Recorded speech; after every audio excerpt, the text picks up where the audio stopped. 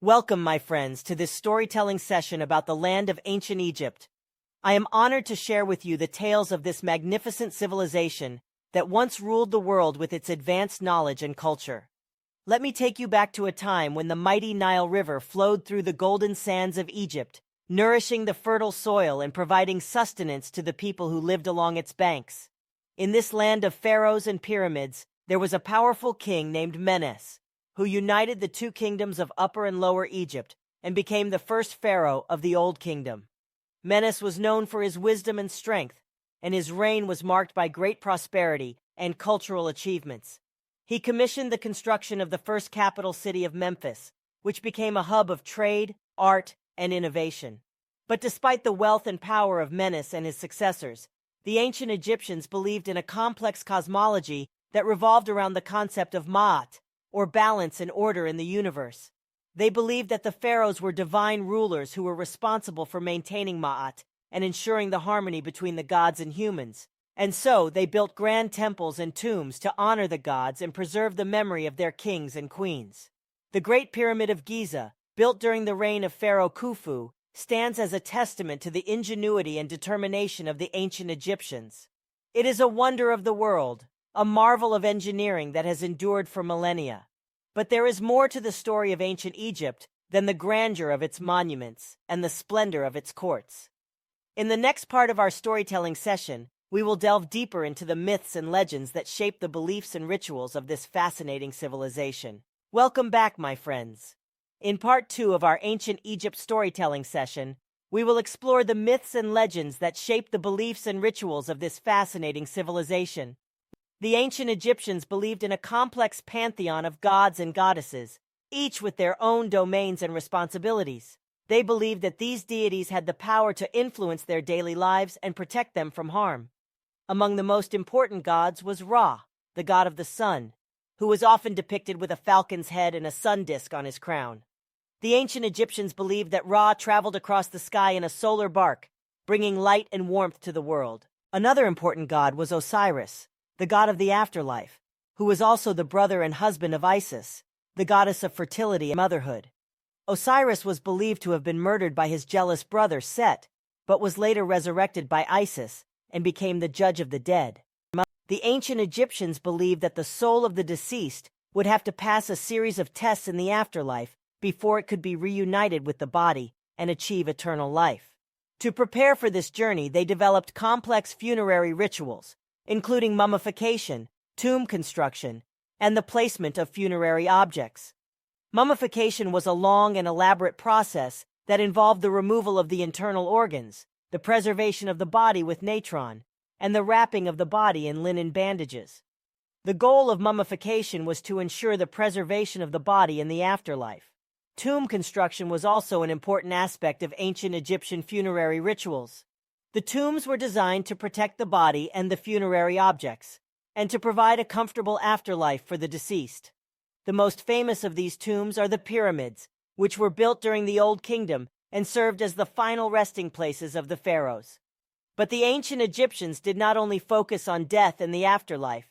They also celebrated life through art, music, and dance. They created beautiful paintings, sculptures, and jewelry that reflected their love of beauty and their belief in the power of art to connect the living with the divine. In part 3 of our storytelling session, we will delve deeper into the daily life and culture of the ancient Egyptians. Welcome back, my friends, to part 3 of our ancient Egypt storytelling session. In this part, we will delve deeper into the daily life and culture of the ancient Egyptians. The ancient Egyptians had a highly structured social hierarchy, with the pharaoh at the top, followed by the nobles, priests, and commoners. The pharaoh was seen as a divine ruler who was responsible for the well-being of his people and the maintenance of Ma'at, the concept of balance and order in the universe. Religion played a central role in the lives of the ancient Egyptians, and they believed in a complex pantheon of gods and goddesses who had the power to influence their daily lives. The temples were the center of religious life, and the priests played an important role in maintaining the relationship between the gods and the people. The ancient Egyptians also had a deep love of beauty and creativity, which is reflected in their art, architecture, and literature. They created beautiful paintings, sculptures, and jewelry, often featuring symbolic motifs such as the lotus flower and the scarab beetle.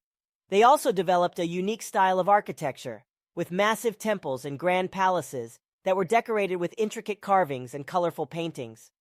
In addition to their love of beauty, the ancient Egyptians were also skilled in science and technology.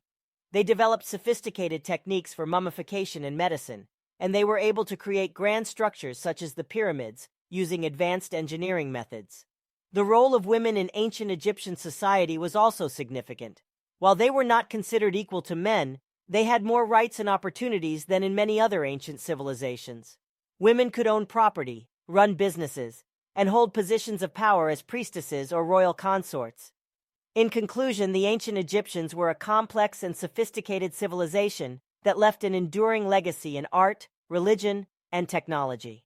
Join me in part 4 of our storytelling session as we explore the grand monuments of ancient Egypt, including the pyramids and temples. Welcome back, my friends, to part 4 of our ancient Egypt storytelling session. In this part, we will explore the grand monuments of ancient Egypt, including the pyramids and temples.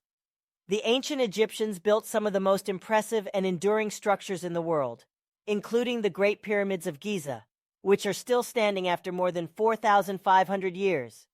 These massive structures were built as tombs for the pharaohs and their consorts, and they were believed to provide a safe passage to the afterlife. The construction of the pyramids was a massive undertaking that required the labor of tens of thousands of workers over several decades. The workers had to quarry and transport massive blocks of stone, often weighing several tons, across great distances. They also had to carefully align the pyramids with the stars and incorporate intricate passageways and chambers within them. The temples were also an important part of ancient Egyptian architecture, and they served as the center of religious life. The temples were built to honor the gods and goddesses, and they often featured grand courtyards, massive columns, and intricate carvings and paintings. One of the most impressive temple complexes is Karnak, which was dedicated to the god Amun-Ra.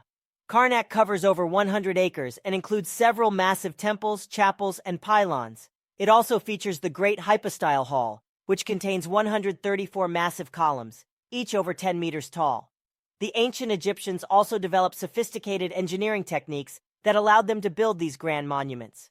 They used ramps, levers, and pulleys to transport and position the massive stone blocks, and they were able to create precise angles and alignments using simple tools and instruments.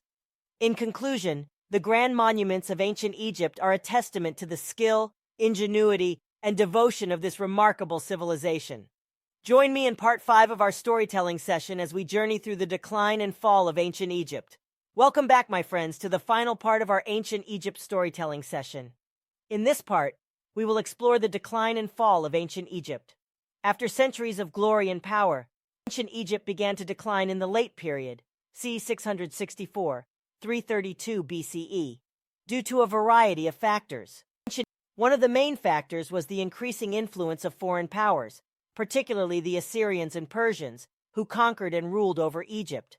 Another factor was internal strife and political instability. The pharaohs became weaker and less effective, and the nobles and priests began to compete for power and influence.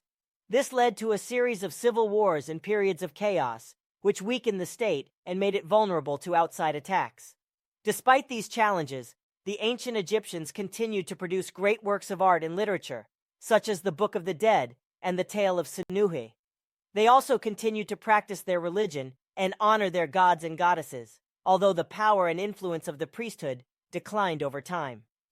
Eventually, in 332 BCE, Egypt was conquered by Alexander the Great and became part of the Hellenistic world. The ancient Egyptian civilization came to an end, but its legacy lived on in the art, literature, and culture of subsequent civilizations. And with that, we come to the end of our storytelling session on ancient Egypt.